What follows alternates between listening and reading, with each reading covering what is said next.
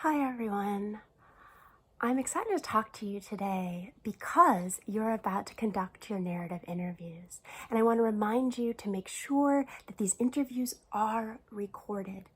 They need to be recorded because we need to trust their words, their bodies that told this story, and our notes come from our bodies and will be our ultimate structure.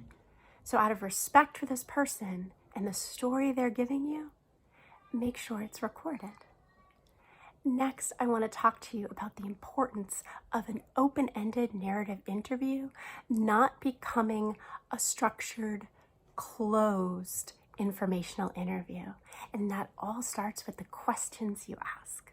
I found through decades of doing this work that it's important to ask each participant, I'm interested in this experience.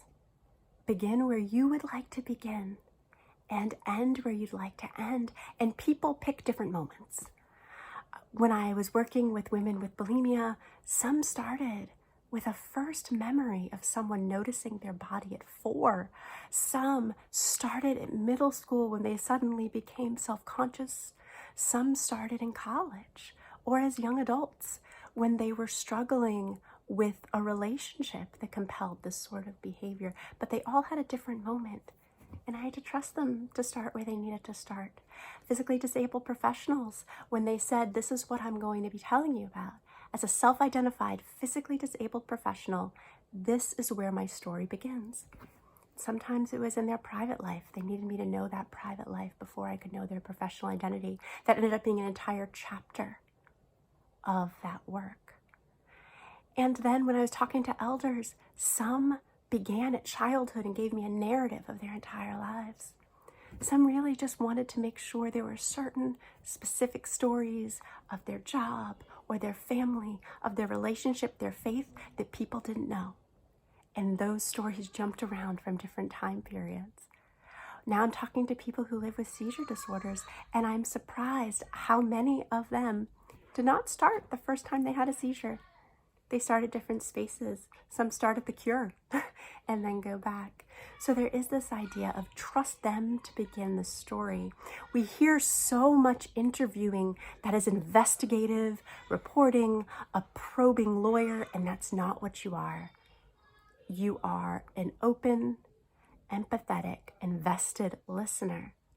Because even if you don't agree, knowing what this person thinks is important when they talk about the story of this phenomenon gives us so much insight, and we have time to work through those inconsistencies in our analysis. Next, I want to remember to always ask to hear stories by saying, take me through a particular day, a very good day, a very bad day. Tell me about when you met this person that seems very important to this story. Can you describe how they made you feel? And I urge you to think more about how did you feel as opposed to can you explain this to me? Because often when we fix too much about facts, people get mired in the details. Ask them to tell you how it felt, how they see this experience, and that compels the kinds of descriptions that work so well in this sort of analysis. Last, remember, as we choose which excerpts of these interview that we're going to share through our narrative performance work, to look for the ones that gave you insight and depth of understanding. Don't look for the shock value. Don't look for what's suspicious. Look for what was deeply helping you know what it means to live through this body. And we'll never know what it's like to live through any body but our own. But being empathetic, open, embodied, present listeners is where we begin this process. I can't wait to see how it goes. Please contact me if you have any questions. I'm always here. Bye.